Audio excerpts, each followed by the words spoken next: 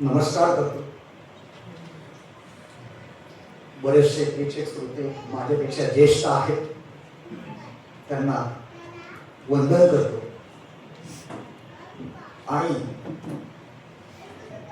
आज हे सभागृह अगदी दरवेळेसारखंच खचाखच भरलेलं पाहून खूप समाधान मिळत आहे.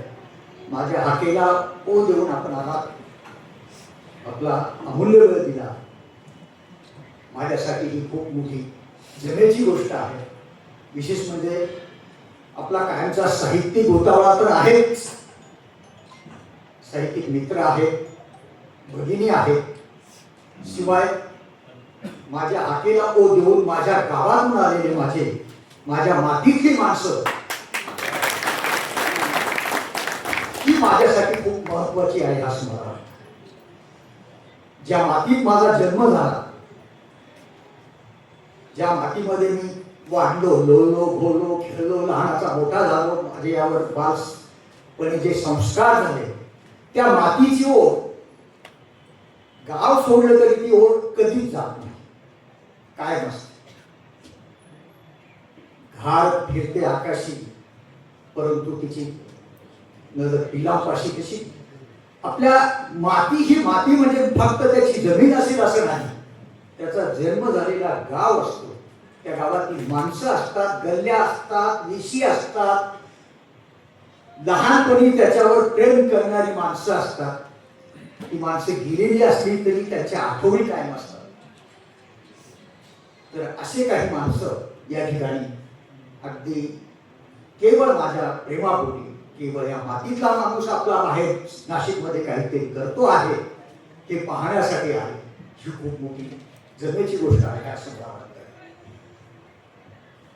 माझे यापूर्वीचे माणूसकर सरांनी आपल्याला सांगितलंच आहे. राहिले ते तीर्थ आणि विडंबन संग्रह ही दोन पुस्तकं पुन्हा रसिकांच्या हाती देताना मला खरोखरच खूप आनंद होतो आहे. यात राहिले ते तीर्थ हा माझा आत्मबंधात्मक असा एक ललित लेख संग्रह आहे. ते माझं आत्मचरित्र नाही, भले त्याच्यामध्ये माझं लहानपण आहे, बालपण आहे, शिक्षण आहे, आई वडील आहे, गाव आहे.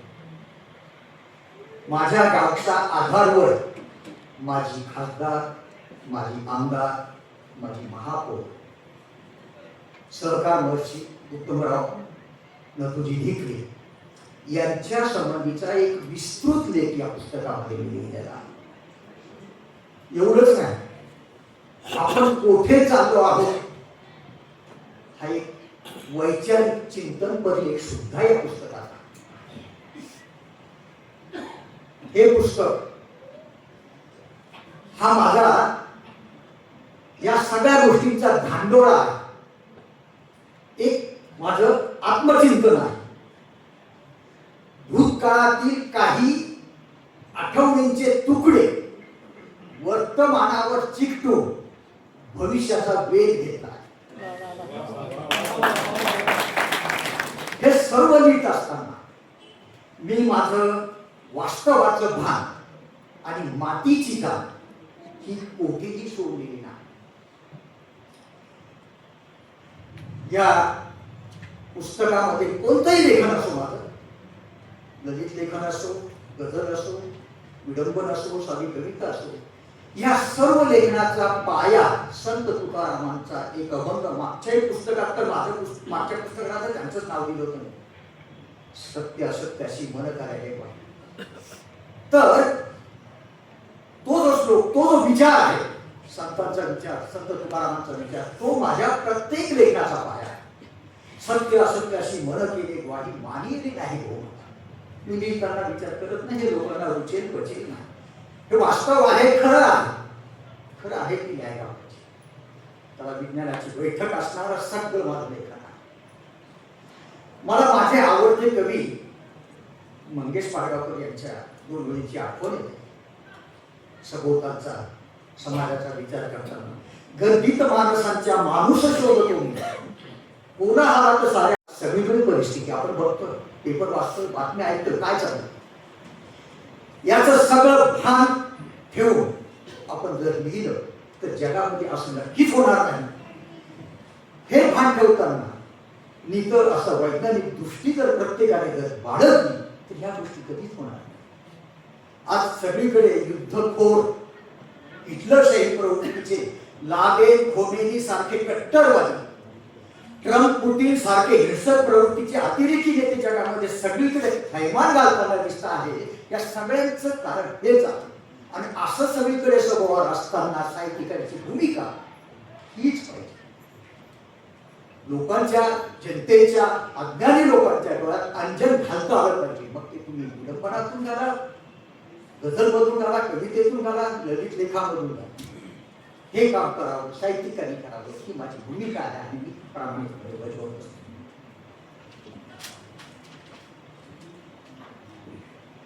एक आमचे सुरेश पवार या संदर्भामध्ये काय सांगत असतात. आमचं दर मंगळवारी आणि दर शुक्रवारी हुतात्मा स्मारकामध्ये होता कार्यक्रम होतो. त्यांचा अगदी ती हात खूप मनाला भिडते. हात नको मने जोडा, मनामनातील अंतर तोडा.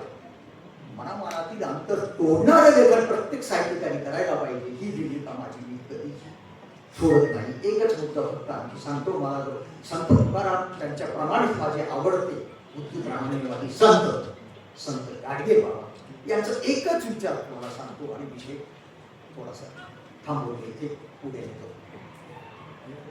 संत गाडगे बाबा म्हणायचे, लोक हो, देवळात देव नसते, पुजाऱ्याचे पोट असते.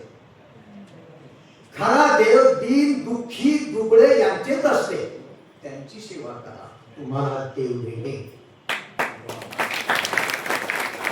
हा विचार मी लाख मोलाचा म्हणतो. एका निरीक्षण गुण अर्थाने अशा व्यक्तीचा विचार तो आम्हाला हीच गीता आहे, हीच भगवद्गीता आहे, हेच पुराण आहे, हेच पुराण आहे. अवघड 1.5 ओळीचे 4 छोटे छोटे वाक्य आहे. हे जर सगळ्यांनी जाणले, त्याप्रमाणे जर वागले, युद्धाची वेळ येणार नाही, भोंदू बाबांना फसण्याची वेळ येणार नाही.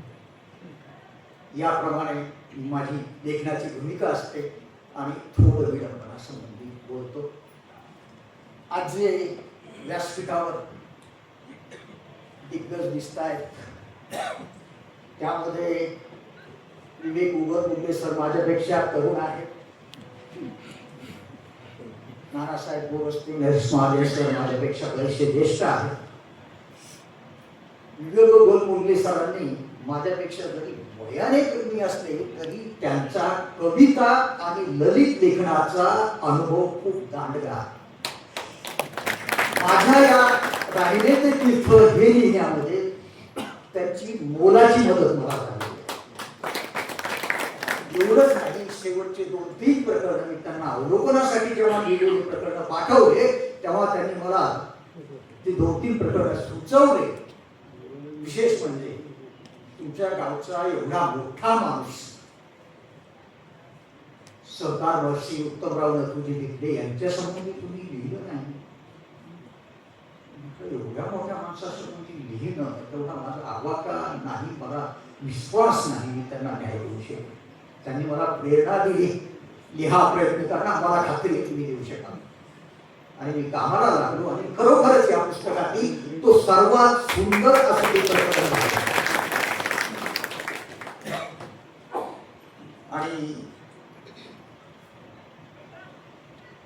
दुसरे आपल्या महाराष्ट्राचे प्रसिद्ध वाक्य टीकाकार आपल्या मिस्किल काव्यपंक्तींनी रसिकांना कायम हसवणारे आमच्या नरेश महाजन सर.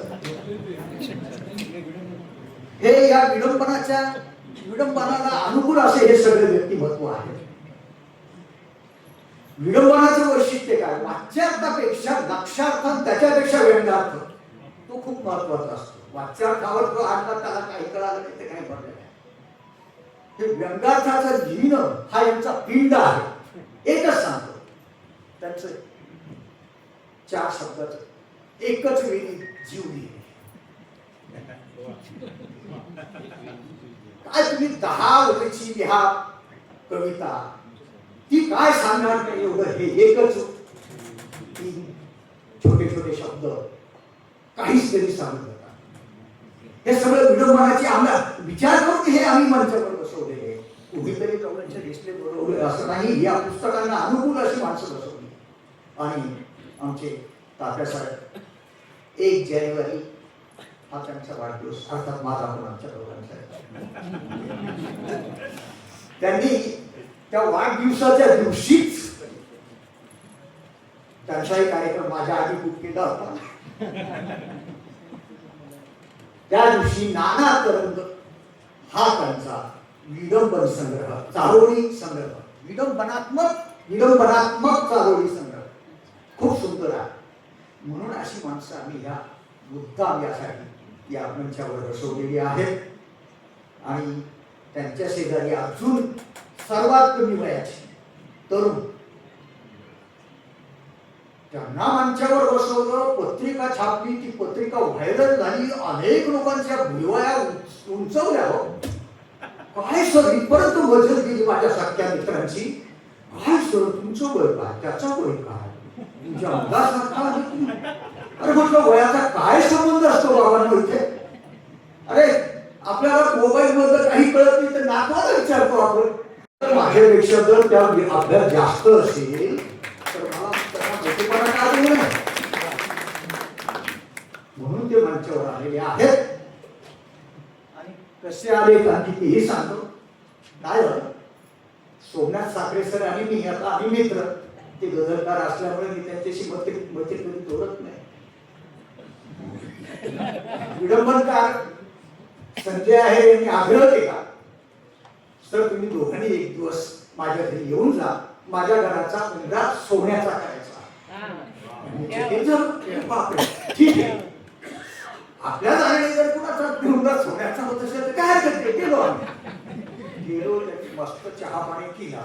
आणि आपली पद्धत आहे, कुणाचाही सत्कार करायचा असेल तर बुके नाही, बुक द्या. ते त्यांनी पाळलं. बुके आम्ही घेतले नसते, आपला शिरस्ता आहे तो. आणि ते पुस्तक कोणतं दिलं, त्याचं नाव छोटं पुस्तक होतं, विडंबन काव्य विश्व. ते मी अभ्यासलं आणि विडंबनाने पछाडलं.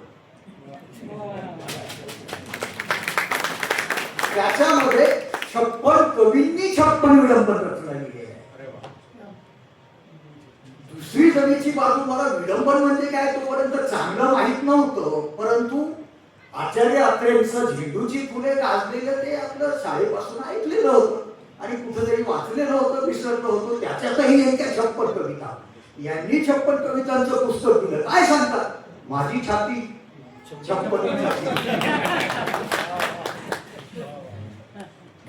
आणि मग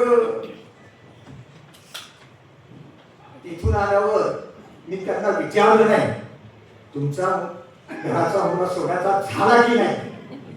पण ज्यांच्या उंच गोळ्या झाल्या होत्या त्यांना सांगावं असं वाटतं, बाबांनो त्यांचा उंबरा सोन्याचा झाला असेल की त्या परिसरात आम्हाला हा परी सापडला आणि माझा हा सोन्याचा झाला.